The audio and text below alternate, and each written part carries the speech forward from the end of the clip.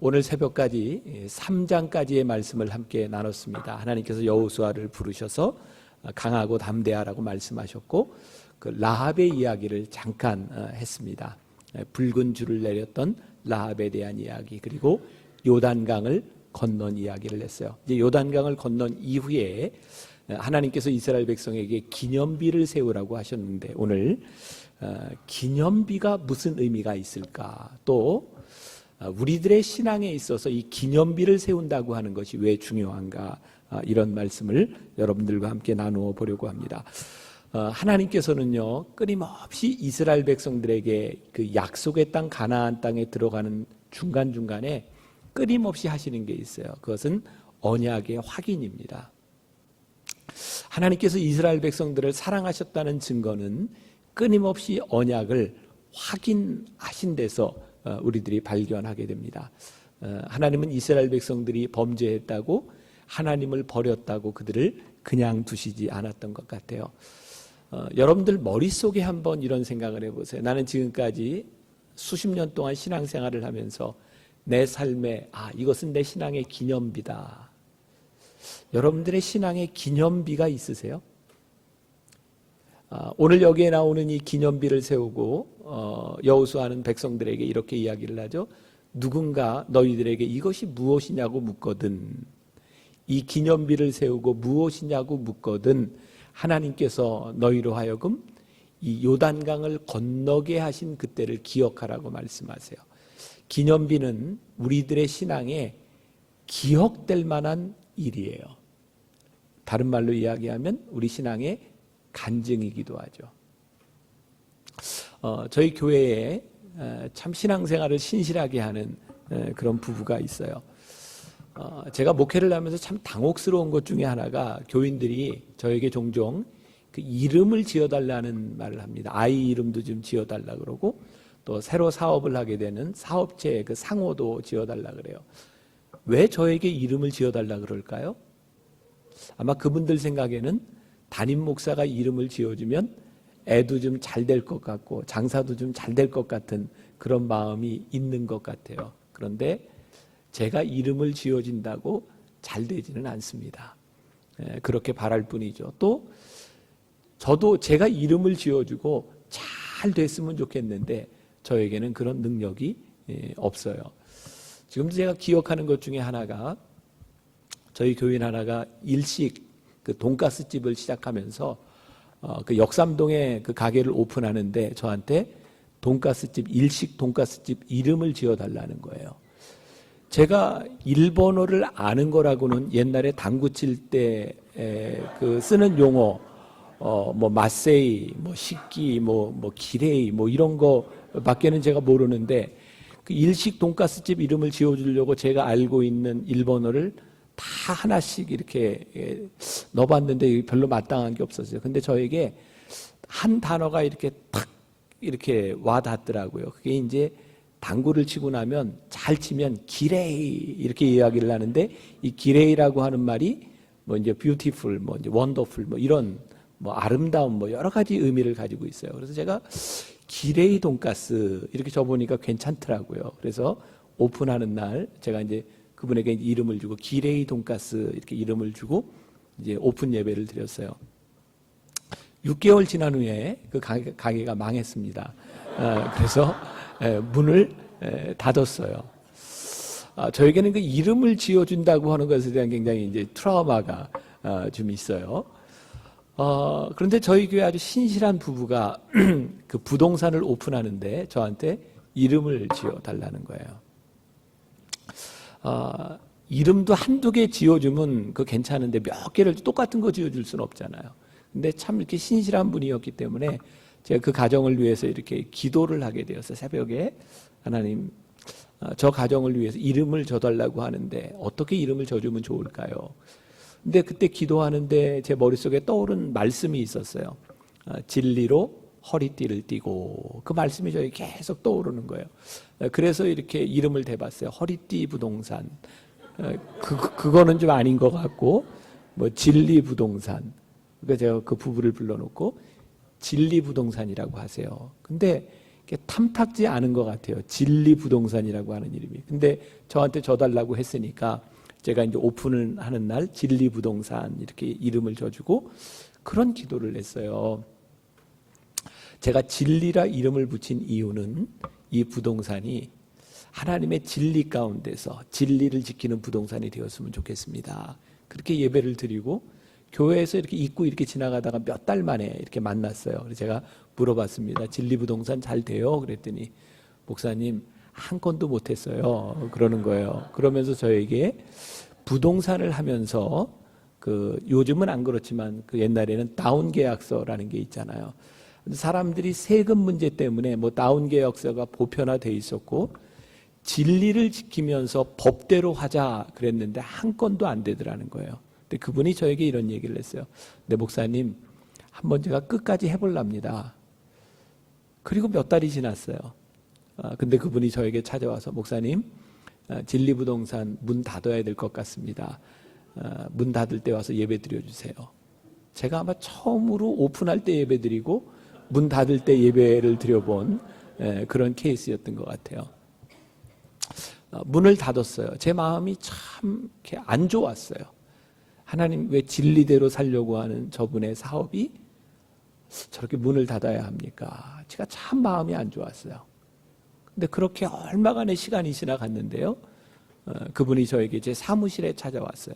그 부부가 찾아와 저에게 하는 이야기가 목사님, 제가 11조를 하려고 하는데 그냥 11조를 하면 되는데 이거 제가 목사님에게 꼭 이야기를 하고 11조를 해야 될 것 같습니다. 근데 가져왔는데 11조 금액이 한 10여 년 전인데 2,300만 원이었어요. 그러니까 2억 3천만 원을 벌은 거죠. 그게 어떻게 된 일인가 했더니 목사님 그 진리부동산 저희가 문을 닫았는데요. 그 건물에서 그 건물을 사고 진리부동산하고 문을 닫고 저희는 망한 줄 알았는데 목사님 그 앞으로 길이 났어요. 그래서 이 땅값이 올라서 이 11조를 이렇게 드리는 겁니다. 그때 제가 정말 감사한 생각이 들었어요. 왜 감사했냐면 저분들이 앞으로 인생을 살아가는 동안 진리로 살아가는 것에 대한 확신이 있겠구나. 저는 진리대로 살았기 때문에 돈을 번다 이런 이야기를 하고 싶은 게 아니에요. 저분들의 신앙 가운데 진리대로 산 것 때문에 하나님께서 그들의 삶에 기념비를 세워주신 것, 그것이 그들의 신앙의 기억이 되겠구나. 그것이 저에게는 너무너무 감사한 일이었어요. 오늘 여러분들에게 제가 묻고 싶은 기념비가 바로 그런 거예요. 여러분들의 삶의 신앙을 지키며 여러분들이 믿음을 고백했던 그것 때문에 여러분들의 마음속에 잊혀지지 않는 기념비, 그것이 우리 기억 속에 있는가?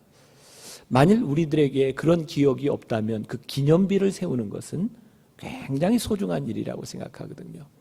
저희 교회에 치과 의사가 하나 있어요. 이 사람은 이렇게 돈을 잘 못 버는 치과 의사예요.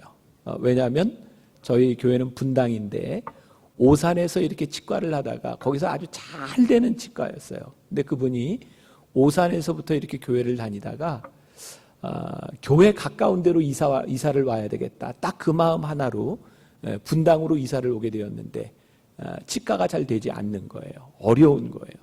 근데 그분이 치과를 오픈할 때도 그렇고 그리고 그분이요 이렇게 오픈을 하면서 저에게 이제 1주년 이제 그때는 이제 저희 교인이 그렇게 많지 않을 때였기 때문에 제가 이제 신방도 다니고 할 때였어요.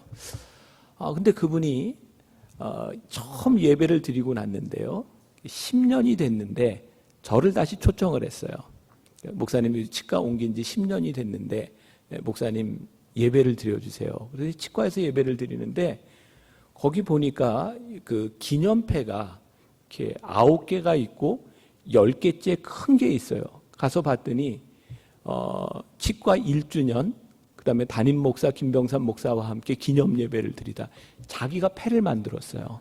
그래가지고 10개째 만들어가지고 매년 그 돌아올 때마다 그 기념 패를 세운 거예요.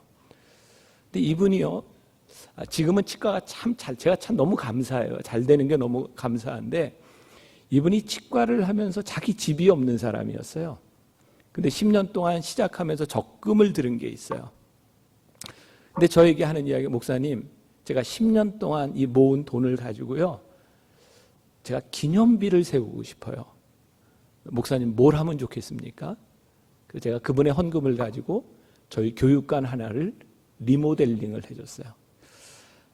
여러분, 이게 돈 얘기, 헌금 얘기하니까 또 마음이 답답하세요? 제가 너무너무 감사한 게, 그분이 자기의 집을 사기 전에, 그분이 그 교회 학교 교사였거든요.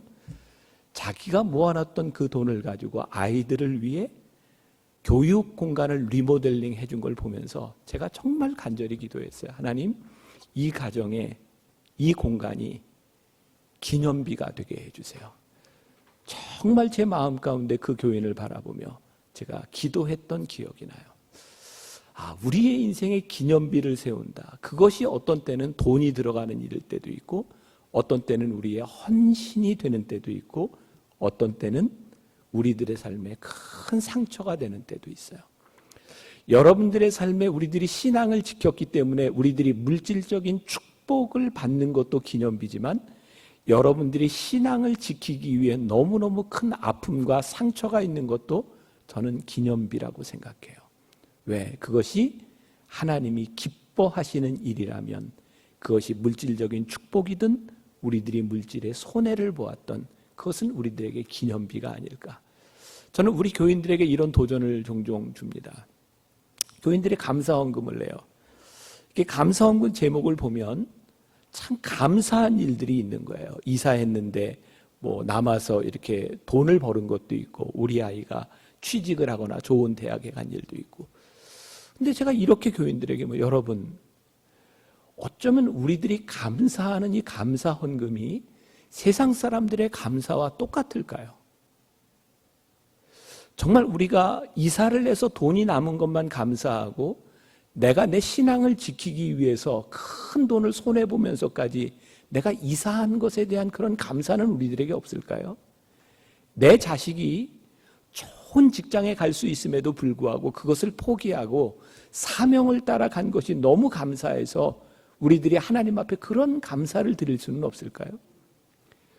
만일 우리의 감사와 우리의 기념비가 세상 사람들과 동일한 것이라면, 우리들이 오늘 여기에서 하나님을 믿는다고 고백할 수 있는 근거가 무엇인가? 우리들의 참 도전이 되는 일 아니에요? 여러분들이 기뻐하고 감사하는 그 일들이 정말 세상 사람들과 다른 것을 우리들이 기념하고 우리들이 감사할 수 있는 그런 흔적들을 우리들이 가지고 있는가? 좀 더 좀 과격하게 이야기한다면, 여러분들이 믿음을 지키기 위해 손해봤던 기억, 그런데 기쁜 거예요. 내가 믿음이 없었더라면 도저히 할 수 없는 그 일, 근데 내가 믿음으로 했던 일 때문에 내 마음속에 간직하고 있는 그것이 우리들에게 있는가?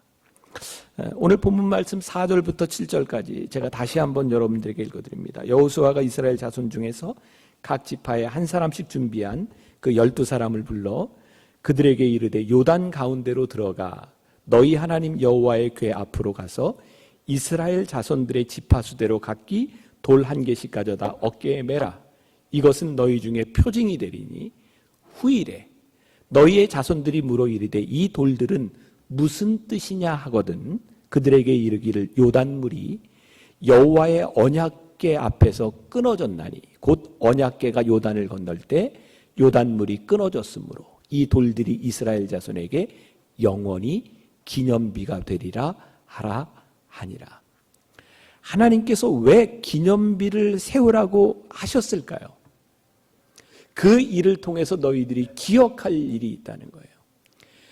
너희들이 가나안을 차지했다, 이것보다 더 중요한 것이 너희들이 가나안 땅에 들어갈 때 하나님께서 그 요단강을 끊어지게 하셨던 그 일들을 너희들이 기억하라는 거예요. 제가 오늘날로 이야기한다면 우리 자식들에게 여러분들이 전해줄 수 있는 믿음의 유산이 뭐가 있어요? 저는 참 감사하게 저희 아버님이 목회를 하셨어요. 저희 아버님이 12년 전에 돌아가셨는데, 저희 아버님은 평생을 이렇게 부흥사로, 그리고 소위 말하는 성공한 목회자로 사셨어요. 개척할 때마다 교회가 부흥했고요. 유명한 부흥사로 그렇게 사셨어요. 근데 저희 아버님이 심장마비로 갑자기 돌아가셨어요. 정말 경황 없이 돌아가셨는데, 여러 가지 이제 돌아가시고 난 다음에 이렇게 처리를 하는데, 사람들이 아버님이 갑자기 돌아가셨으니까 금융감독원에 가서 아버님 이름으로 통장 조회를 해보라는 거예요. 뭐가 있는지. 저희 아버님 평생 목회를 하시고 평생 부흥회를 하신 분인데 통장에 찍어봤더니 24,000원 나왔어요. 그리고 저희 아버님 돌아가시고 난 후에 어떤 교인이 저희 아버님이 꾼돈이 있다고 제가 300만 원 갚아드렸어요. 저희 아버님이 저에게 주신 유산이에요. 돈이 아니었어요. 아버님이 돌아가시고 난 후에 제 머릿속에 늘 기억나는 말 한마디가 있어요. 저희 아버님이 저에게 늘 이렇게 말씀하셨거든요. 감사해라, 감사해라. 저희 아버님이 우리 자녀들에게 늘 하신 말씀이 뭐냐면 감사해라, 감사해라 였어요. 저는 저희 아버님을 참 이해하지 못했었어요. 저는 25살에 전도사로 영월에서 목회를 시작했는데, 영월에서도 버스를 타고 1시간 들어가는, 하루에 버스가 2대밖에 다니지 않는 곳에서 제 아내와 함께 첫 전도사 생활을 했어요. 갔더니 할머니 할아버지 딱 2분, 초등학생 2 있는 곳에서 목회를 했어요. 정말 심란하더라고요. 정말 이게 뭘 어떻게 해야 될지 모르겠어요. 근데 저희 아버님이 제가 목회하는 동안 도와주시지를 않았어요. 제 아내가 아이를 가지고 그리고 아이를 낳을 때 10개월을 다 채워서 낳았는데 2.43kg로 낳았어요. 88년도에 이렇게 잘 못 먹었다. 이게 여러분들에게 얼마나 이해가 되는 일일지 몰라요.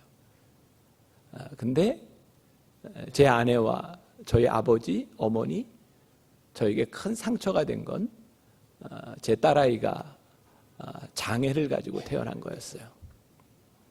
그게 저희 가정에는 참 큰 상처였어요. 저희 아버지는 저를 도와주시지 않았어요. 그러면서 저에게 늘 그런 이야기를 했어요. 험한 파도라야 유능한 선장을 만드느니라. 그러면서 저를 보내시고 도와주시지 않았어요. 제가 군목을 갈 때도, 제가 미국에서 유학생활을 할 때도 저희 아버님은 저에게 금전적인 도움을 주시지 않았어요. 그러면서 또 그러셨어요. 험한 파도라야 유능한 선장을 만드느니라. 그리고 어제 제가 얘기했죠.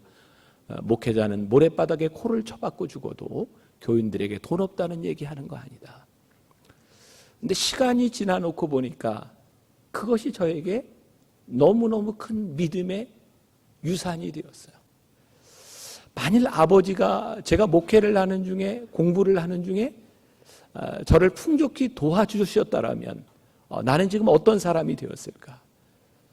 제 아들이 지금 제가 나온 미국 신학교 대학원에서 공부를 해요. 제가 저희 아버지가 저에게 하셨던 그것 때문에 우리 아이가 목회를 한다고 했기 때문에 제가 대학을 다닐 때는 도와줬는데, 미국에서 신학대학원을 다니는 동안 제가 선언했어요. 할아버지도 아빠를 안 도와주셨느니라. 너도 자립해라. 우리 아들이 사색이 되었어요. 그때는 저는 목사였고 우리 아이는 아직 군대도 갔다 오지 않은 어린 나이에 공부하고 있어요. 근데 제가 저를 도와주시지 않았던 아버지의 마음을 그때 알았어요. 제가 도울 수 있는데, 아들을 도와줄 수 있는데 도와주지 않는 게 이렇게 힘든 일인지 몰랐어요. 매일 저녁에 우리 아들이 이제 이곳에 와서 저하고 며칠을 이제 좀 지나게 되고, 아들하고 처음으로 둘이 이제 여행을 해요. 근데 제 마음 가운데 이번에 우리 아들이 오면 잘해줘야지, 그런 마음을 가지고 있어요. 제가 왜 도와주지 않는 게 이렇게 힘든 일인지 몰랐어요. 저는 아버님이 돌아가시고 난 다음에 아버지의 마음을 알았어요. 아버지가 돌아가시고 제가 너무너무 마음이 아팠어요. 저는요, 목회를 하면서 목사인 아버지와 아들인 제가 늘 싸운다고 생각을 했었어요. 제가 박사과정 논문만을 남겨놨는데 저희 아버님이 목회를 하시면서 탈진이 되셨어요. 목회를 못 하시겠다는 거예요. 교회를 져놓고 IMF가 오면서 너무 힘드셔서 아들인 저한테 제발 와서 아버지 좀 도와달라. 제가 그래서 논문을 남겨놓고 들어갔거든요. 근데 부자지간에 같이 목회를 못 하겠더라고요. 안 돼요. 아버지는 옛 생각을 가지고 있고 저는 새로운 목회를 하고 싶고, 그래서 아버님하고 참 많은 다툼이 있었어요. 주일날 아침이 되면 저희 어머니가 늘 아침밥을 해주셨어요. 그럼 아버지하고 저하고 교회 이야기를 하다가 늘 이렇게 언성이 높아졌어요. 아버지, 요즘 세대는요 그렇게 하는 거 아닌데요. 분당에서는 그렇게 하시면 안 돼요. 그럼 우리 아버님은 이렇게 또 아니다. 네가 뭘 아냐. 아버지 그렇게 하면 안 된다니까요. 그랬더니 우리 아버님이 야 내가 담임이야. 그럼 제가 아유 그 아버지 알아서 하세요.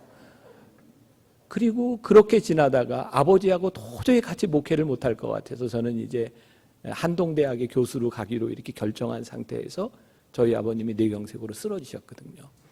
그래서 이제 갑자기 설교를 맡아가다가 1년 후에 제가 이제 담임을 하게 되었어요. 저희 아버님이 회복이 안 되실 줄 알았어요. 근데 제가 담임이 되고 난 후에 저희 아버님이 아프셔서 자원은퇴를 하셨는데 완전히 회복이 되셨어요. 제가 담임이 되고 난 후에. 그때부터 이제 저희 아버님은 이제 집회를 다니시고 제가 이제 목회를 했지만 제가 하는 일들이 마음에 들지 않는 거예요. 제가 제일 처음에 한 일이 뭐냐면 교회 강단을 고치는 일이었어요. 왜냐하면 저는 젊은 세대하고 목회를 하기 때문에 설교를 하면서 이렇게 소통해야 된다고 생각해서 강단 높이부터 낮추고 이 카펫 색깔부터 빨간 거에서 이렇게 베이지색으로 바꾸면서 강단을 고치기 시작했는데 평생을 목회하셨던 저희 아버님의 흔적을 아들이 지우는 것이 너무 힘드셨던 거예요. 그래서 저희 아버님이 김 목사, 너 꼭 이렇게 해야 되겠냐? 아버지 분당에서는 이렇게 해야 돼요. 너 이렇게 해야 되겠냐? 아버지 제가 담임이거든요. 그럼 이제 우리 아버님이 아무 말씀 안 하셨어요. 저는요 제가 아버지를 이긴 줄 알았어요. 저는 아버지와 싸워 이긴 줄 알았어요. 아버님이 갑자기 심장마비로 돌아가시고 난 이후에 제가 몇 년 동안을 너무 많이 울고 마음이 아팠어요. 내가 아버지의 마음을 너무너무 몰랐어요. 그게 저에게 너무 힘들었어요. 이렇게 시간이 지나놓고 보니까 아버지가 저에게 주신 믿음의 유산이 너무너무 큰 거예요. 저희 형제들에게 24,000원 남겨주고 돌아가셨는데 저에게 믿음의 유산을 주고 가셨어요. 다른 사람들이 뭐라고 이야기해도 평생을 목회하며 깨끗하게 목회하셨던 아버지의 모습이 제가 목회해야 될 제 모습으로 그 유산을 저에게 주고 가셨어요. 지난주에 저희 어머니가 돌아가셨어요. 제가 고아가 됐어요. 저 고아라니까요. 갑자기 이렇게 고아가 되고 나니까 마음이 굉장히 허전해요. 저희 어머님하고 아버님이 이렇게 합장을 하고요. 우리 형제들이 모여서 그냥 이렇게 틀 모이면 부르는 찬양이에요. 지금까지 지내온 것 주의 크신 은혜라 한이 없는 주의 사랑 어찌루 말하랴. 저희 가정은요 털 모이면 이 찬양이에요. 왜? 저희 아버님과 어머님이 살아생전에 명절 때 모이면 밥상에 지금까지 지내온 것. 그래서 우리는 모이면 지금까지 지내온 것 주의 크신 은혜라. 아버님이 늘 그러셨거든요. 감사해라, 감사해라. 그게 이런 의미였구나. 감사해라, 감사해라. 저는 저희 가정의 믿음의 유산, 저는 그게 저희 가정의 기념비가 되었다고 생각해요. 여러분들이 여러분들의 자녀에게 줄 수 있는 기념비가 무엇인가? 자녀들이 여러분들을 생각하면 우리 어머니 아버지가 지나왔던 믿음의 유산은 무엇인가? 여호와의 언약궤 앞에서 요단물이 끊어졌느니라. 이스라엘 사람들이 그 후손들이 기념비를 바라보면서 저것이 무엇입니까? 라고 물을 때마다 여호와의 언약궤 앞에서 요단강 물이 끊어졌느니라. 너희의 조상들이 언약궤를 앞세우고 이 요단강을 건넜느니라. 이것이 그들의 기억 속, 그들의 머릿속에 기억되는 믿음의 유산이에요. 오늘 우리들이 자녀들에게 줄 수 있는 믿음의 유산. 여러분, 이 기념비라고 하는 것은요, 저는 두 가지 차원이 있다고 생각해요. 사람들이 기념비를 세울 때요, 하나는 기념비를 세우면서 내 능력을 드러내고 싶은 유혹을 느껴요. 여러분들 잘 아는 이스라엘의 첫 번째 왕 사울이 언제부터 타락하기 시작하나요? 하나님이 언제부터 그를 버리셨나요? 하나님께서 사울을 통해서 전쟁에 이기게 하시고 승리하게 하셨는데 언제부터인가 사울 왕이 전쟁에 이기면서 그 영광을 하나님께 돌리는 것이 아니라 자기의 기념비를 세우기 시작해요. 하나님께서 도우셨다고 하는 것이 아니라 내가 전쟁에 승리했다, 그의 기념비를 세우기 시작하면서 하나님께서 사울 왕을 버리세요. 또 하나의 기념비는 지금 나에게 일어난 이 일이 나의 능력이 아니라 하나님께서 하신 일입니다. 하나님을 높이는 기념비가 있어요. 우리들은 살아가면서 때때로 생일 기념, 60주년 기념, 무슨 기념들을 해요. 여러분들이 기념비를 세우면서 나를 높이려고 하는가, 아니면 하나님의 영광이 드러나는 믿음의 기억을 우리들이 가지는가? 여러분, 교회의 역사가 오래되면 오래될수록 교회가 힘들어지는 이유가 뭔지 아세요? 거기에 자기의 흔적들이 있어요.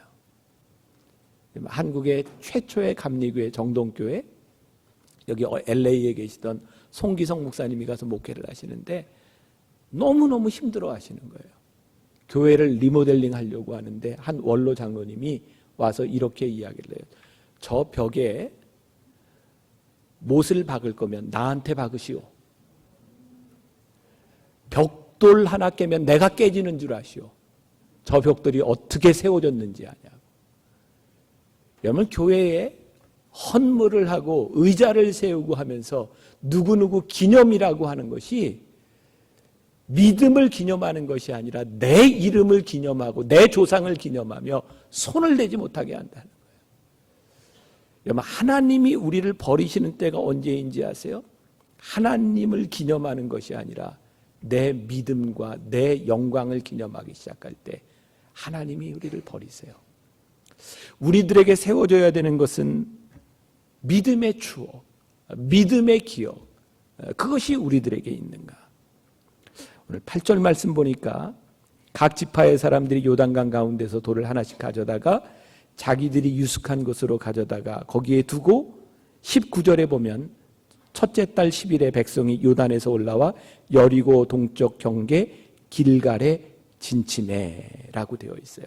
기념비를 세우고 길갈에 진을 치고, 여호수아서 5장 9절에 보면 여호와께서 여호수아에게 이르시되 내가 오늘 애굽의 수치를 너희에게서 떠나가게 하였다 하였으므로 그곳 이름을 오늘까지 길갈이라 했다. 그래서 기념비를 세우고요, 길갈에 왔는데 그곳의 이름을 길갈이라고 세운 이유가 뭐냐면 하나님께서 애굽에서 너희들이 당했던 수치를 다 떠나가게 하셨다. 길갈, 이게 돌이 굴러간다, 수치가 떠나갔다라고 하는 거예요. 40년 광야에서 그들이 지났던 그 시간들이 기념비를 세우면서 길갈에서 무엇을 고백했는지 아세요? 그들이 당했던 고통과 어려움과 약함의 시간들이 자랑이 되기 시작했어요. 이 자랑은 나를 나타내는 교만한 자랑이 아니라 간증이 되었다는 거예요. 오늘 여러분들에게 제가 묻고 싶은 게 또 하나 있어요. 여러분들에게 도전하고 싶은 게 있어요. 여러분들에게 있어서 여러분들에게 약함, 여러분들의 상처가 자랑이 되셨나요? 아니면 아직도 여러분들은 아픔과 상처 때문에 힘들어하고 있나요? 여러분들이 저를 한번 이렇게 보시면 제 얼굴이 잘생겼나요? 안 잘생겼나요? 솔직하게 얘기해서 뭐 전체를 얘기하기 뭐 그렇다면 딱 한 군데 잘생긴 담을 꼽으라면 어디를 꼽으시겠어요? 너무 힘드세요? 네? 사람들이 이렇게 한참 이렇게 물으면 이렇게 대답하는 게 이렇게 머리 이렇게 이야기를 하는 분들도 있어요. 머리는 저에게 참 힘든 부분이죠. 저는 25살 때부터 머리가 빠지기 시작했어요. 어휴, 참, 제가 25세 결혼을 했기에 망정이지, 정말 머리가 이렇게 빠지면서 저는 놀림을 참 많이 당했어요.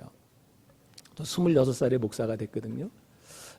군대에 갔는데 군목으로 갔는데 저는 중위 계급장을 달고 갔어요. 전 뭐 군인이고 목사니까 전방에 이렇게 다니면서 저보다 계급이 높은 군인을 보면 저는 늘 이렇게 경례를 했어요. 이제 군목들은 모자를 잘 안 쓰고 다니거든요.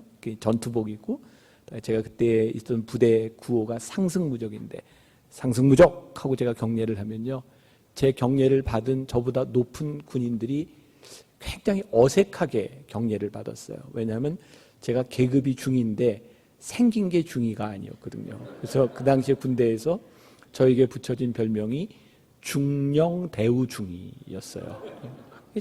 저는 이게 머리 빠진 것 때문에 굉장히 그 놀림을 이렇게 이제 많이 받았어요. 근데 목사니까 그 화도 못 내잖아요. 웃으면서 넘기지만 그 기분이 별로 안 좋았어요. 그러시죠? 이게 머리 빠진 사람 함부로 이렇게 놀리지 마세요. 근데요, 제가 26살에 군대 가서 3년 동안 복무를 하고 29살에 제대를 했어요. 그리고 29살에 제가 이제 분당에서 유학 오기 전에 개척교회를 했어요. 긴 시간은 아니었는데 분당에 그 당시는 막 신도시가 딱 만들어지고 40만 인구가 한꺼번에 들어왔거든요. 정말 목사라고 하면 그런 데서 한번 목회를 해보는 거 정말 잊을 수 없는 기억이에요. 29살에 개척교회를 했는데 정말 전도할 필요가 없어요. 사람들이 매주 그냥 와요. 그냥 신도시에. 제가 29살 때 목회를 시작해서 6개월 만에 교인이 한 200여 명 모였거든요. 별로 안 놀라세요? 6개월 만에 200여 명 모이는 거 쉬운 일 아니에요. 이렇게 사람이요, 놀랄 얘기를 할 땐 놀래주고 하는 게 정서적으로 건강한 겁니다. 네.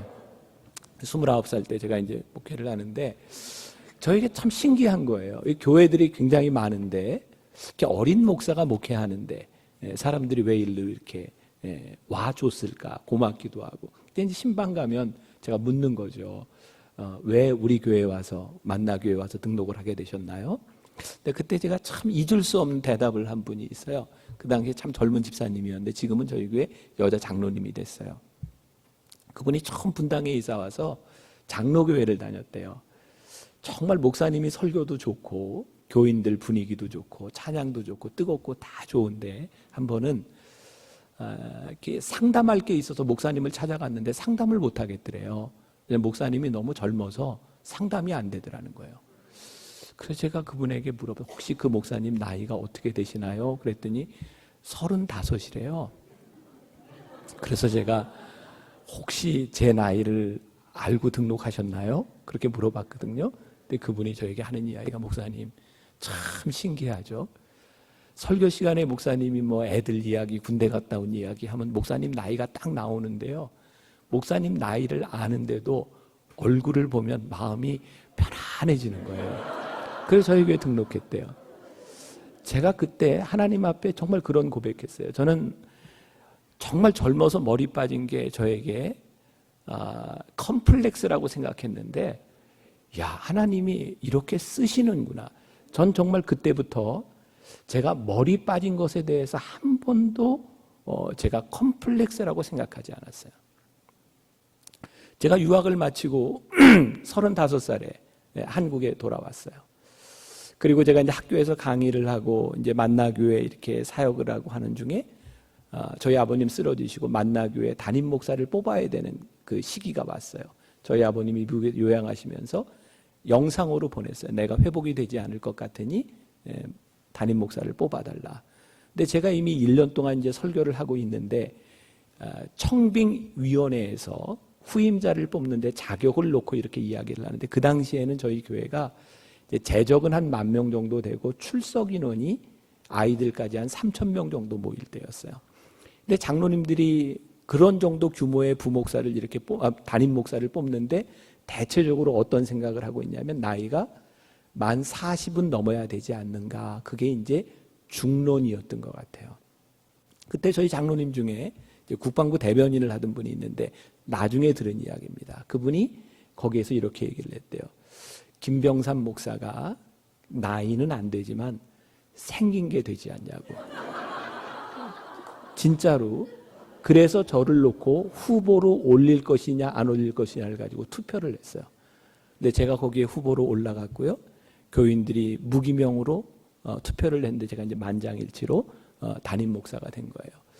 제가요, 그런 생각이 드는 거예요. 나는 머리 빠진 게 나에게 컴플렉스라고 생각했던 그때가 있었는데, 하나님은 이때를 위해서 정말 완벽하게 준비하셨구나 라는 생각이 드는 거예요.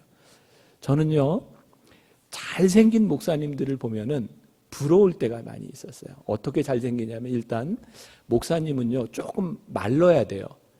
그래야 좀 목사 같지 않아요? 그리고 좀 동정심도 좀 유발하고, 예를 들면 저 100주년교회 이재철 목사님 같은 외모를 보면, 제가 속된 말로, 저 목사님은 진짜 먹고 들어간다, 먹고 들어가. 어쩌면 저렇게 목사처럼 생겼어. 뭐 이런 생각이 들 때가 참 많이 있어요. 저는 외모가 그렇게 목사로서 합당한 외모가 아니라고 생각을 많이 했었거든요. 여러분들 이거 못 믿을 이야기인데요. 제가 만나교회 담임이 되고 나서 한 2, 3년 동안 너무너무 힘든 게 저에게 스토커가 생긴 거예요. 믿으셔야 돼요. 거짓말 아니에요.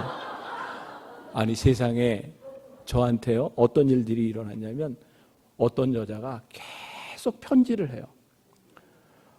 선물을 보내요. 근데 누군지를 몰라요. 뭐 사탕, 뭐 껌, 뭐 속옷, 뭐 이렇게 뭐 장미꽃. 그러더니 마지막 그 소포에는 편지를 썼어요. 목사님, 이제 제가 목사님의 아이를 낳아야 되지 않겠습니까?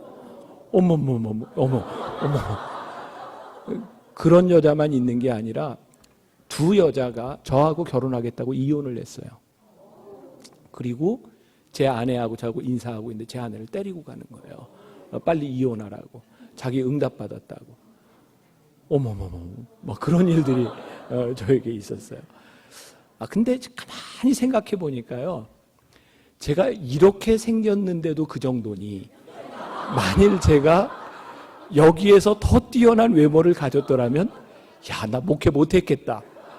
이런 생각이 들면서 이 정도 생긴 게 너무너무 별게 다 감사한 거예요. 여러분들 보세요. 우리들은 이렇게 살아가면서 외모든 우리들의 삶에 겪어왔던 많은 일들 가운데 내 삶에 컴플렉스라고 생각하는 일들이 있어요. 근데 나에게 부족한 이것을 하나님이 쓰신다는 믿음을 고백하기 시작할 때요, 그것이 더 이상 우리들에게 상처가 아니라 우리들의 삶의 간증이 되기 시작해요.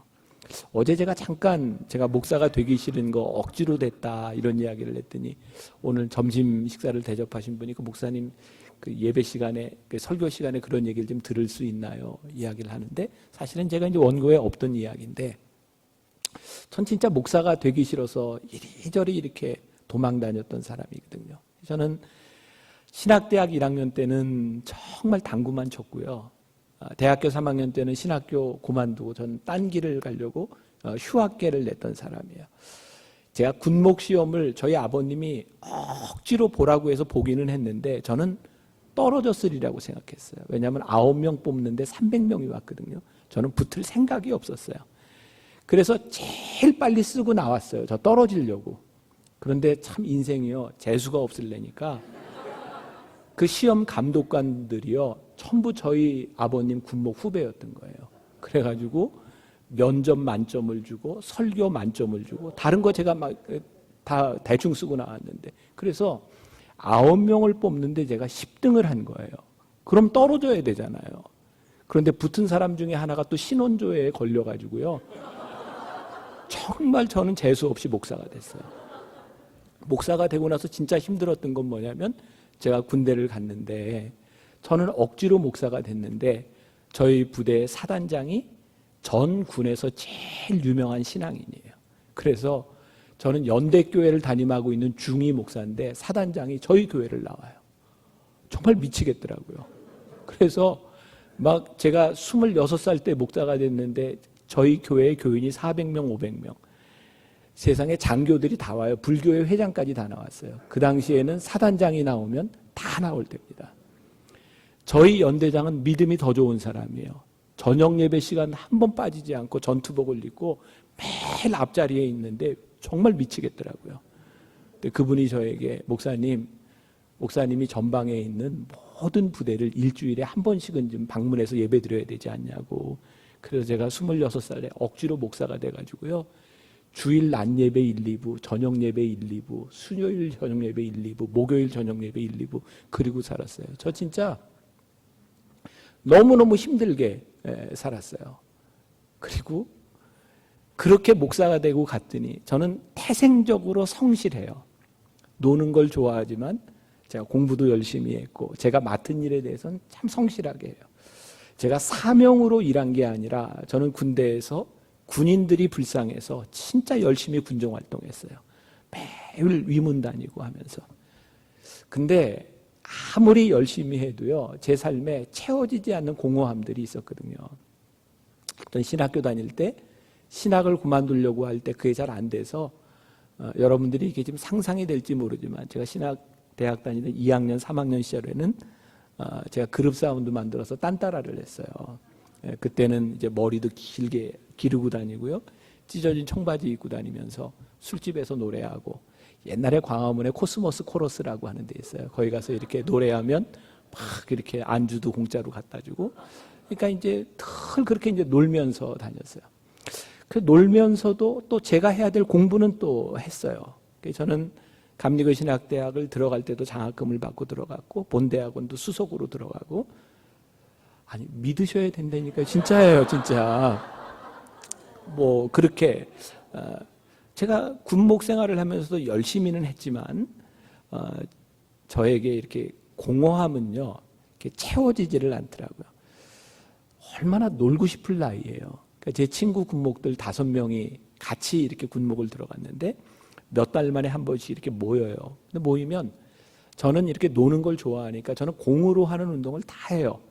저는 테니스도 한 20년 쳤고 당구도 300 치고 뭐 탁구 뭐 다 해요. 농구 배구 다 하는데 내 친구 목사들이 그게 취미가 통일이 안 되니까 놀 게 없더라고요. 그래서 취미를 통일해야 될 것 같아서 모이라고 그래서 제가 포카를 가르쳐 줬어요.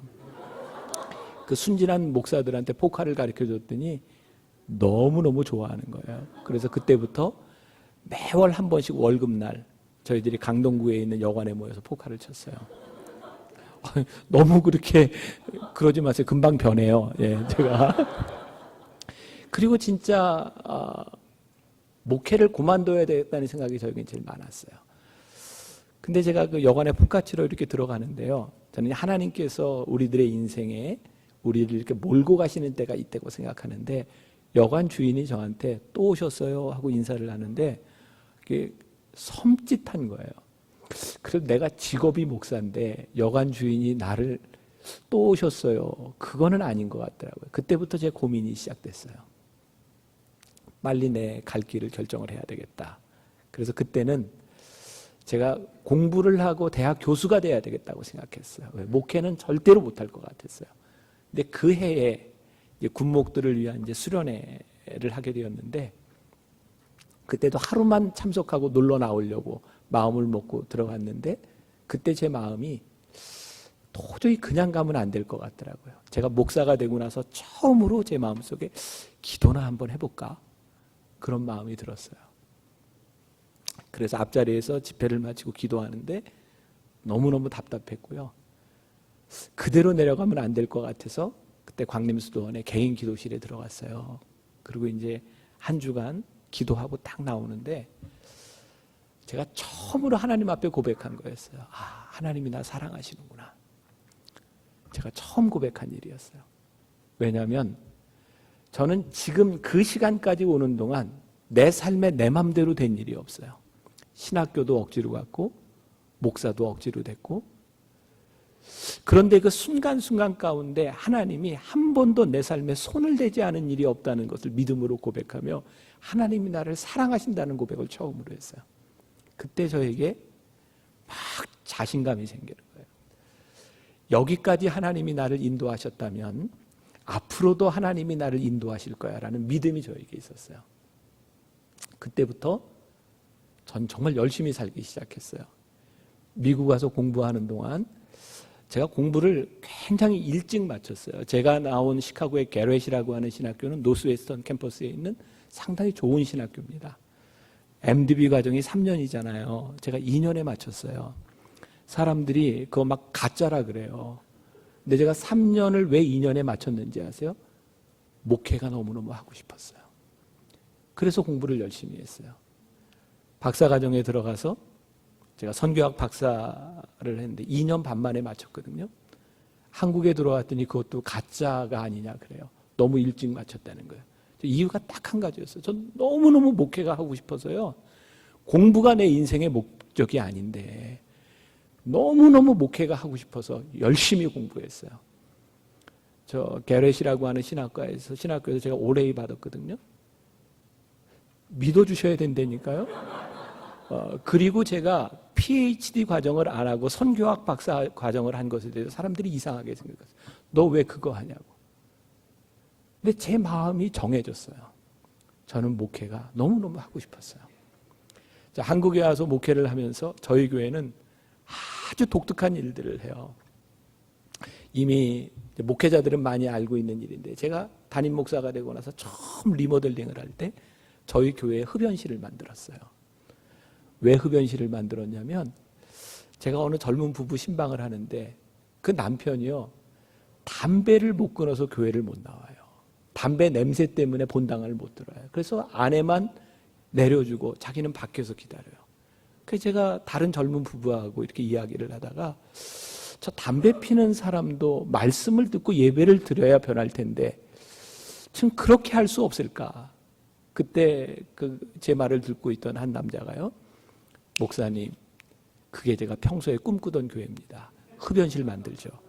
그래서 사업가가 돈 내고 부인이 실내 인테리어 하는 사람인데 인테리어를 해가지고 저희 교회에 흡연실을 만들었어요.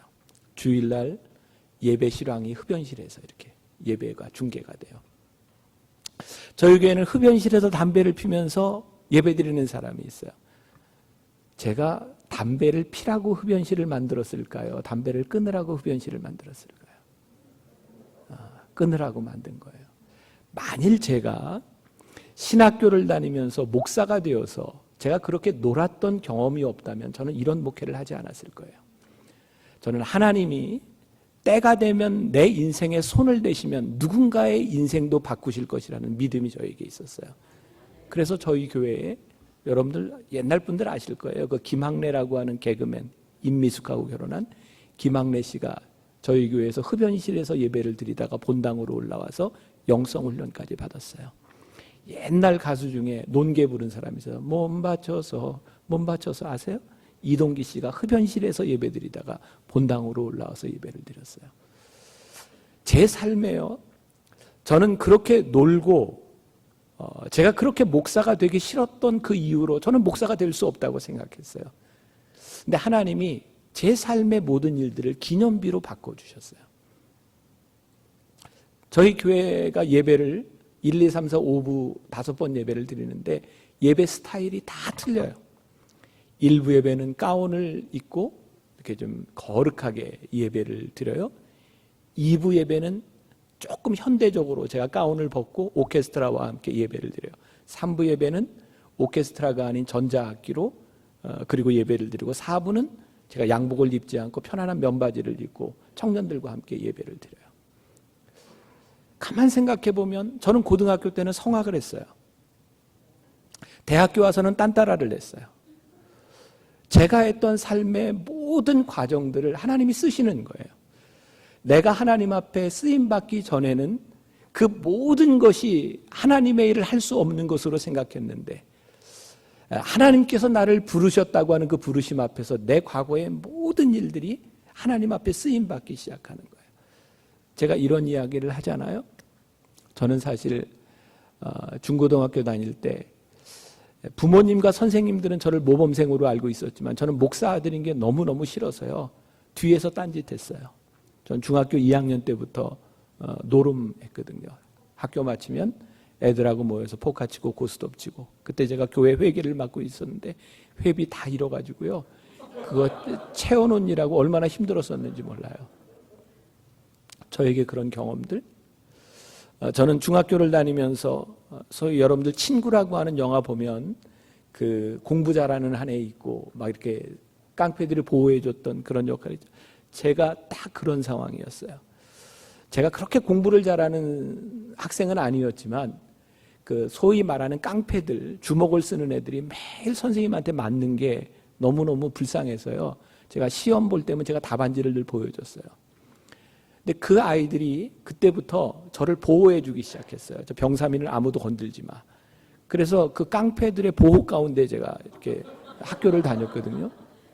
제가 결혼식 할 때 제가 25살에 결혼을 하는데 정말 오랫동안 떨어져 있었던 그때 그 친구들이 어떻게 알았는지 결혼식장에 왔어요. 와서 하는 이야기가, 야, 걔 있지, 걔 얼마 전에 싸우다 죽었고 하나는 형무소에 가 있고 88년도에 25살 난 아이들이 자가용 몰고 탁 타고 왔으니까 그 당시에 88년도에 자가용 몰고 다니는 사람 별로 없었어요.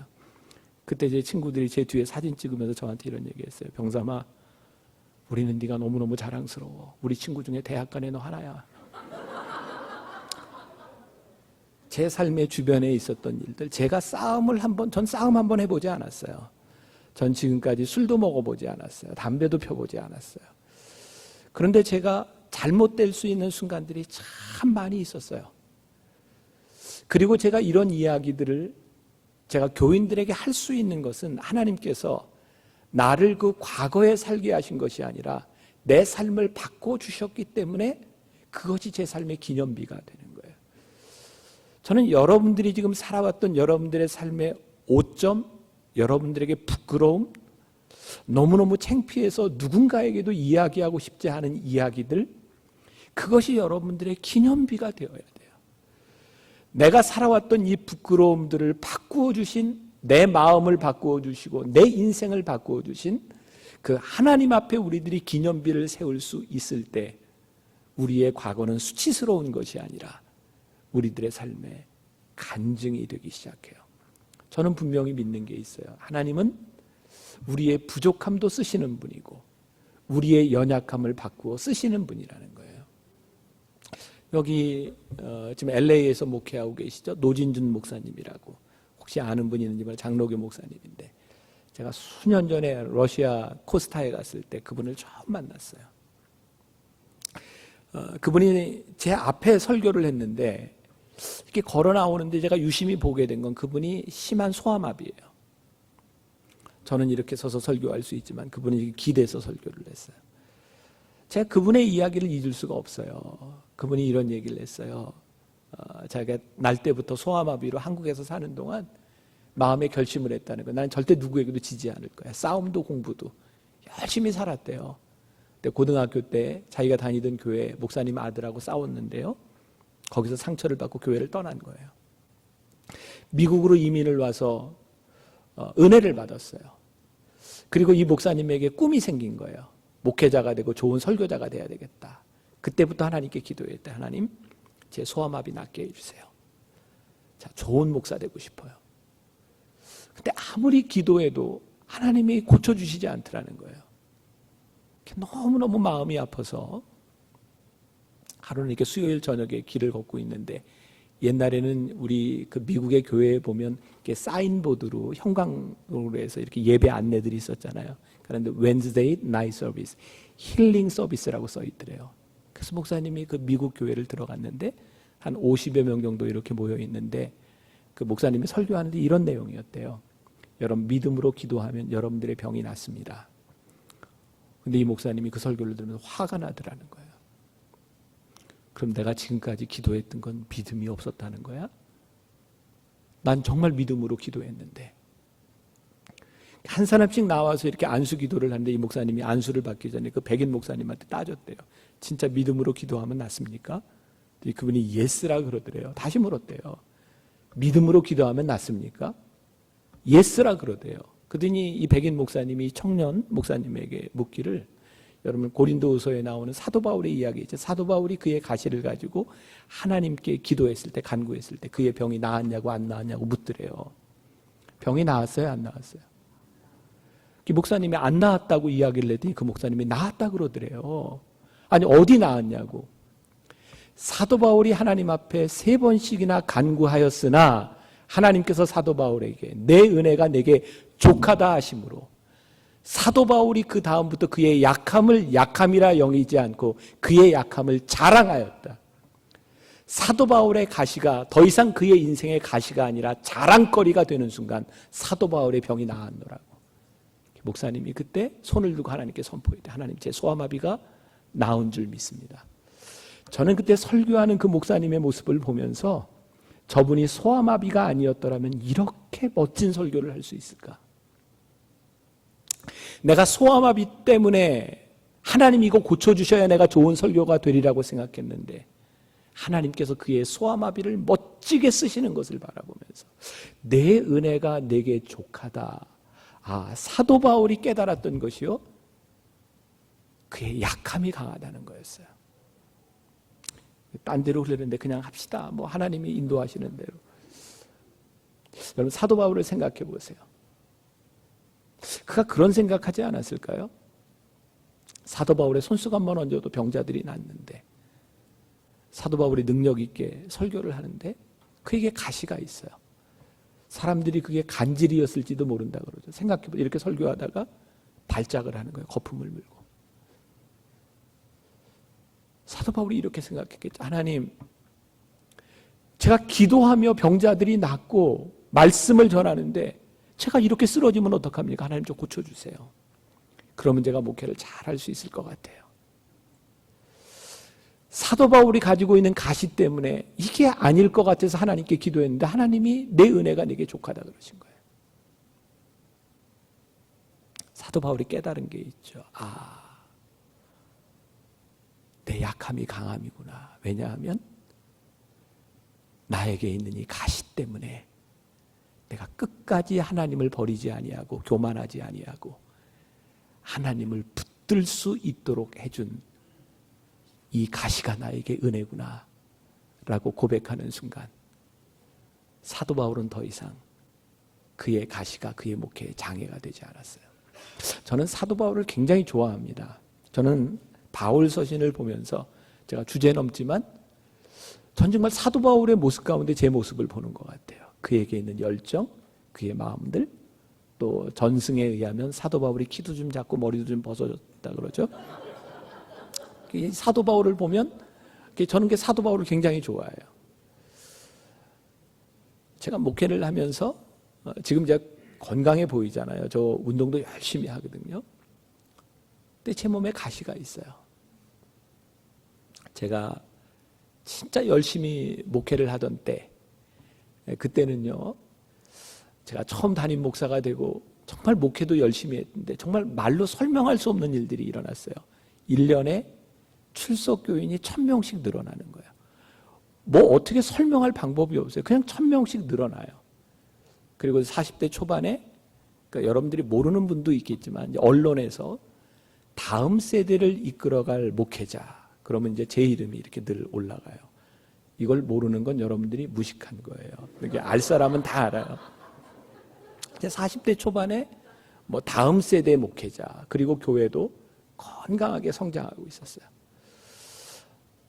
근데 어느 날 제가 설교를 하다가 쓰러질 것 같았어요. 설교를 못 하겠더라고요. 제가 2부 예배 설교하다가 설교 중간에 교인들한테 저 설교 못 하겠어요. 죄송합니다. 병원으로 갔어요. 그리고 뭐 이렇게 잠깐 쉬면서 주사를 맞았는데 좀 안정이 됐어요. 마저 설교를 하고 병원에 입원을 했어요. 그때부터 참 오랜 동안 제가 지금 투병 생활을 시작한 거죠. 검사에도 나오지 않는 제주도에서 제가 이제 몇 달을 쉬면서 설교도 못하고 있을 때, 저 처음으로 119에 실려서 응급실로 이제 가는데요. 제가 처음으로 죽음을 생각했어요. 사람이 이러다 죽는구나. 그리고 죽음을 생각하면서 제 마음에, 제가 집도 없고 모아놓은 돈도 없고, 제 아내하고 우리 아이들 어떻게 사나, 그것도 걱정이 됐고요. 또 하나는 내가 이렇게 죽으면 우리 교인들 마음이 참 아프겠다, 그런 생각이 들었어요. 그래서 안 죽어야 되겠다는 생각이 들더라고요. 그래서 응급실에 실려가는데, 전 말도 못하고 움직이지도 못하는데 뭐 맥박 재고 뭐 혈압 재고 이런 소리는 들리는데 눈을 감으면 죽겠더라고요. 그래서 눈을 뜨고 응급실에 들어갔어요. 뭐 무슨 검사를 했는지 모르겠는데, 그러고 나서 잠이 들었고요. 새벽에 깨어났는데 의사 선생님이 저한테 묻더라고요. 목사님, 왜 눈을 부릅뜨고 들어오셨어요? 그 제가 눈 감으면 죽을 것 같아서 이렇게 부릅뜨고 들어왔느라고 그랬더니, 그냥 눈 감고 잠들었으면 여기까지 안 와도 됐을 텐데, 이렇게 제가 공황장애가 찾아왔어요. 여러분들이 공황장애를 혹시 앓는 분이 있는지 모르겠어요. 공황장애가 이렇게 오면요 죽을 것 같아요. 이거는 어떤 심리적인 정신적인 문제라기보다는 제가 너무 과로하고요. 그때는 제가 운동도 못하고, 제가 그때보다 지금 13kg를 뺀 게 이 정도입니다. 이 키에. 그러니까 몸이 완전히 망가져 있었어요. 그때부터 2년 넘게 저는 이렇게 앞자리에 앉아 있다가 설교를 하러 나오는데, 제가 공황장애를 한번 경험하고 나서는 제가 설교하러 나오기 전까지 너무 불안한 거예요. 제가 설교하다 공황장애가 오면 제가 나를 어떻게 제어할 수 있는 방법이 없으니까 정말 간절하게 기도했던 것 같아요. 하나님 저 붙들어 주세요. 하나님 저 붙들어 주세요. 그렇게 한 2년 정도 이렇게 지나가면서 이제 몸이 좀 이제 좋아지기 시작했고요. 제가 특별 새벽 기도 이렇게 준비를 해놓고 밤에 이렇게 혼자 이렇게 있었는데 갑자기 공황장애가 왔어요. 병원에 가서 진통제 한 번 맞으면 싹 없어지는 증세입니다. 근데 집에 아무도 없었고 의사도 연락이 안 돼요. 죽을 것 같아요. 너무너무 아픈 거예요. 제가 할 수 있는 건 기도밖에 없었어요. 근데 제가 교인들에게 늘 이런 얘기 참 많이 했거든요. 여러분, 맨날 이렇게 병 낫게 해달라고 하나님한테 그렇게 기도하지 말고 사도 바울 보라고 자기 그 가시를 좀 안고 살아가고 말이지. 저는요, 제가 이런 멋진 설교를 했기 때문에 교인들이 분당에서 모였다고 생각을 했어요. 저 스스로 되게 멋있다. 예. 좀 표정이라도 좀 이렇게 공감을 좀 했는데, 제가 그랬었어요. 근데 제가 그 상황에서 하나님도 평생 이 병 안고 살아갈게요, 이런 기도 안 나오더라고요. 너무 힘들고 아파서 하나님 좀 고쳐주세요. 저 진짜 못 살겠어요. 그때 저에게요, 공황장애만 온 것이 아니라 우울증, 수면장애, 눈에 물이 차고요, 요로결석이 오고, 정말 난 사람이 살아가며 이렇게 아프고 힘들 수 있다고 하는 것을, 저는 자살하는 사람을 처음으로 이해를 해봤어요. 그래서 죽나 보다. 너무너무 아프고 힘들었어요. 하나님 좀 고쳐주세요. 이렇게 기도하는데 제 이제 마음에 이렇게 떠오르는 얼굴들이 있었어요. 우리 교인들 중에 암으로 투병하다 죽은 사람들, 암으로 투병하는 교인들, 그분들 얼굴이 떠오르는데 제가 통곡하고 울었어요. 하나님, 제가 그 병 안고 살아가라고 그렇게 설교했을 때 저분들이 얼마나 힘들고 아팠을까요? 그분들이 힘들었을 걸 생각하니까 너무 아파가지고요, 정말 통곡하고 울었어요. 그때부터 지금 10년 넘게 저는요, 언제 저에게 공황장애가 올지 몰라요. 제가 뭐 이제 정신과에도 다니고 약도 먹고 많이 좋아졌어요. 근데 저에게 늘 이 건강이 이렇게 가시가 돼서요, 저는 젊을 때, 뭐 유학 다닐 때 제가 미국에서 얼마나 운동을 좋아했는지 사람들이 저한테 김 목사는 운동하러 왔어, 공부하러 왔어 할 정도로 그렇게 운동을 좋아하고 건강에 자신 있던 사람이에요. 근데 한순간에 건강이 무너졌어요. 그리고 저를 진짜 힘들게 한 건 요로결석이었어요. 남자분들 요로결석 경험해 본 분 있어요? 목사님 요로결석 한번 경험해 봤어요? 남자가 요로결석을 경험해 보지 않고 인생을 얘기하지 마세요. 정말 아파요. 요로결석. 밤에 이렇게 왔는데 응급실에 실려가는데 정말 몰핀을 맞아도 이 통증이 가시지를 않아요. 근데 저에게 요로결석이 8번이 왔어요. 매년 한 번씩. 근데 저는 또 요도관이 이렇게 좁아가지고요. 요로결석이 오면 그렇게 크지 않은데 잘 안 빠져요. 요로결석 때문에 2번 수술했고요. 깨도 안 나와서 정말 너무너무 아프고 힘든 거예요. 집회를 하다가 요로결석이 와서 제가 참고 끝까지 하다가 이게 협착이 돼가지고 너무 힘들었고, 하나님 왜 정말 이렇게 좀 힘들게 하세요? 근데 제가 깨닫게 된 거예요. 제가 아플 때마다 하나님이 깨닫게 하신 게, 너는 내가 요렇게라도 안 잡아놓으면 너는 네 맘대로 살잖아. 사도 바울이 찌르는 가시 때문에 이렇게 고생을 했는데요. 그 신학자들이 사도 바울의 그 찌르는 가시가 무엇이었는지, 안질이었는지 간질이었는지 많이 연구하는데 제가 알았어요. 아, 사도 바울이 요로결석이었구나. 네. 이게 찌르는 가시. 근데 안 죽어요. 근데 요로결석이 오면 아무것도 못해요. 너무너무 아파서. 제가 하나님 앞에 고백하는 거예요. 제가 우리 교인들한테도 고백하는데, 내가 만일 그렇게 안 아팠더라면 전 진짜 나쁜 목사가 됐을 것 같아요. 왜? 내가 하고 싶은 대로, 내가 원하는 것, 하나님이 그거 꺾으셨어요. 근데 그게 저에게 은혜였어요. 어쩌면 제 삶에 가장 육체적으로 힘들었던 지난 10년을 지나오면서 하나님은 저에게 가장 큰 은혜를 저에게 주셨는지 몰라요. 제가 재작년에 이제 영국에서 쓰러지고 그러고 난 이후에 저희가 사실 진짜 오랜만에 혼자 미국을 온 거예요. 장로님들이 저 혼자 못 가게 해요.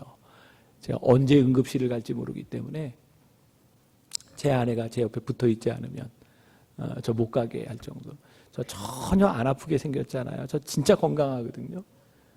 그런데 언제 제가 어떻게 아플지를 몰라요. 제가 오늘 여러분들에게 이 이야기를 해요. 어쩌면 참 부끄러울 수도 있고, 제가 처음 그 공황장애를 이야기했을 때, 제가 연예인 집회에서 여러분들 수년 전에 갑자기 연예인들이 자기 공황장애라고 막 발표하기 시작한 때 있어요. 그때가 제가 연예인 집회 가서 제가 공황장애라는 걸 이야기하고 사람들이 저에게 상담하기 시작했어요. 그리고 제가 깨닫게 된 게 있어요. 정말 교인들 가운데 많은 사람들이 공황장애 우울증으로 힘들어하고 있다는 거예요. 저는 제 약함을 통해서 하나님이 목회할 수 있도록, 누군가를 위로할 수 있도록 하나님께서 나를 쓰시고 있다는 생각을 해요. 제 삶에 가장 힘들었고 어려웠던 그 약함의 순간들이 제 삶의 기념비가 됐어요. 저는 오늘 여러분들에게 그런 말씀 드리고 싶어요.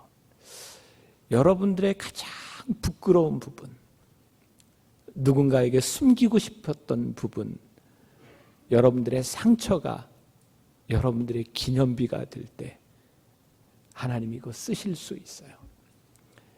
여러분들의 약함으로 인해서 그것이 강함이라고 고백할 수 있을 때 하나님께서 여러분들을 쓰실 수 있어요. 기념비는 목적이 아니에요. 우리가 기념비를 세우는 이유는 그 기념비 때문에 기념비를 바라보며 우리들이 끝까지 달려갈 길을 다 갈 수 있도록 우리들의 삶에 주어지는 과정이에요. 기념비가 없으면 우리들이 어떻게 될지 몰라요. 기념비는 우리로 하여금 기억하라고 말씀하세요. 하나님께서 이스라엘 백성들에게 기념비를 세우고 너희들이 그것을 기억하라 그랬어요. 제가 제 병에 대한 이야기, 약함에 대한 이야기를 했지만 여러분들이 여러분들의 자녀와 여러분들의 가정에게 여러분들이 주어야 되는 중요한 기념비와 신앙의 기억이 있어요. 저희 교회에 젊은 남자인데 그 아버지가 뉴질랜드에 살면서 저를 찾아왔어요. 목사님, 우리 아들이 목사님 이렇게 교회 출석해서 다니는데 우리 아들을 좀 잘 돌봐주세요. 그 가정이 감리교회 5대 그 신앙 가족입니다.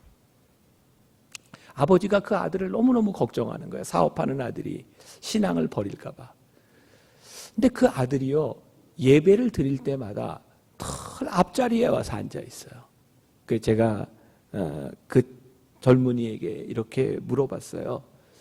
아버지가 그렇게 당신을 걱정하는데 어떻게 이렇게 예배 시간마다 앞자리에 와서 앉아 있냐고. 그랬더니 이분이 저에게 하는 이야기가, 저는요 어렸을 때 할머니가 털 예배 시간이면 앞자리에 저를 앉히고 예배 시간에 그 의자에서 저를 눕히고 재우면서 털 이 자리에서 예배를 드렸어요. 그래서 저는 예배를 드릴 때마다 털 앞자리에 앉아 있어야 된다고 생각해요. 그 사람이 가지고 있는 믿음의 기억이에요. 우리 할머니와 드렸던 그 예배의 추억, 그게 그 사람이 그 자리를 만들어주는 거예요. 우리들에게 참 도전이 되지 않아요? 내 자녀들에게, 내 사랑하는 사람들에게, 내 후손들에게 우리는 어떤 믿음의 기억을 심어주고 있는가? 여러분, 제가 조금 놀랄 이야기를 할 텐데 놀랄 이야기를 하면 놀래야 될까요? 안 놀래도 될까요? 놀래야 되겠죠. 준비하세요. 저희 교회는 1년에 2번 특별 새벽 기도회를 해요. 근데 제가 새벽 기도회를 할 때 저는 교회 학교 아이들이 다 나오도록 권면을 합니다. 첫날은 교회 학교 아이들을 강단으로 불러서 다 이렇게 안수하는 시간을 가져요. 우리 목사님들이 다 나와서 안수를 하는데 새벽 예배예요. 저희 교회 학교 아이들이 몇 명 나오냐면 새벽에 나오는 아이들이 1000명쯤 됩니다. 1000명 중에 하루도 안 빠지고 개근하는 아이들이 800명쯤 됩니다. 놀랍죠? 그 아이들이 개근을 하면 예쁜 코인을 만들어줘요. 4개를 모으면 판넬을 만들어주고요. 4개씩 4개를 또 만들면 16개짜리 판넬을 또 만들어줘요. 이 4개를 모으는 날 아이들은 저와 함께 사진을 찍고 저와 함께 밥을 먹습니다. 아이들에게는 그게 굉장히 중요한 행사고요. 저는 그 새벽 예배를 할 때 아이들 이렇게 다 첫날 일으켜 세우고요. 제가 아이들한테 이렇게 인사를 해요. 얘들아, 목사님 인사를 좀 받아줘. 너희들 앞으로 이 새벽 예배에 나오는 너희들이 앞으로 어떤 인물이 될 줄 아니? 앞으로 너희들 크고 목사님 은퇴하면 목사님 용돈 주고 잘해야 돼 하고 네 할 때까지 물어봐요. 저는 노후가 보장이 됐어요. 매번 그 아이들 일으켜 세워서. 그리고 그 아이들에게 농담 같지만 제가 이렇게 얘기해요. 얘들아, 너희들 앞으로 결혼할 때, 너희들 배우자를 찾을 때 꼭 물어야 할 것이 있다. 너 집에 코인 몇 개 있어? 적어도 어린 시절에 새벽 예배를 지켰던 믿음의 추억이 있는 아이라면 괜찮은 아이야. 제가 부모들에게 그렇게 얘기해요. 며느리감과 사위감을 찾을 때 그 아이들에게 믿음의 추억이 있는 코인이 몇 개가 있는지를 보세요. 여러분들에게 주는 굉장히 중요한 도전이고 여러분들에게는 숙제입니다. 믿음의 기념비, 믿음의 추억을 우리들이 만들어 가는 것. 여호수아서 말씀을 이렇게 보면서 우리들이 깨닫게 되는 게 있어요. 라합이 붉은 줄을 내린 것, 그리고 요단강을 건널 때 법궤를 앞세우고 발을 내디딘 것, 그것은 결단이고 순종이에요. 저는 우리 신앙인들이 참 착각하는 게 있어요. 여러분들 기도해야 될 일이 있고요, 결단해야 될 일이 있어요. 저는 이런 사람 보면 참 답답해요. 하나님, 저 담배 끊게 해주세요. 기도하는 사람 보면 너무너무 답답해요. 그건 기도할 일이 아니에요. 끊으면 돼요. 기도할 일이 있고 결단할 일이 있어요. 여러분, 오늘 말씀을 들으며 여러분들이 결단하고 순종하면 풀릴 일들이 있어요. 그런데 우리들이 그 믿음의 결단을 못해요. 믿음의 결단을 하면요, 여러분들의 삶에 기념비가 생겨요. 기념비가 생기면 여러분들의 삶에 기대가 생겨요. 어떤 기대? 기념비를 볼 때마다 하나님께서 역사하셨던 그 역사를 생각하며 앞으로 내 삶에 대한 기대가 생겨요. 여러분들에게 물어봅시다. 여러분들은 여러분들의 삶에 기대가 있나요? 전 참 좋아하는 말인데 우리들의 삶의 베스트가 아직 오지 않았어요. 왜? 우리들에게는 기대가 있기 때문이에요. 여러분들의 삶에 기념비를 세우면 하나님께서 여러분들을 쓰시는 일, 하나님께서 여러분들을 붙들어 주시는 그 일을 여러분들이 붙잡고 갈 수 있어요. 이번 말씀의 주제가 뭐예요? 약속은 아직 끝나지 않았어요. 여러분들의 삶과 여러분들의 자녀들을 향한 하나님의 약속 아직 끝나지 않았습니다. 여러분들이 그 약속 붙들고 기념비를 만들어가는 여러분들이 되시기를 주님의 이름으로 간절히 축원합니다.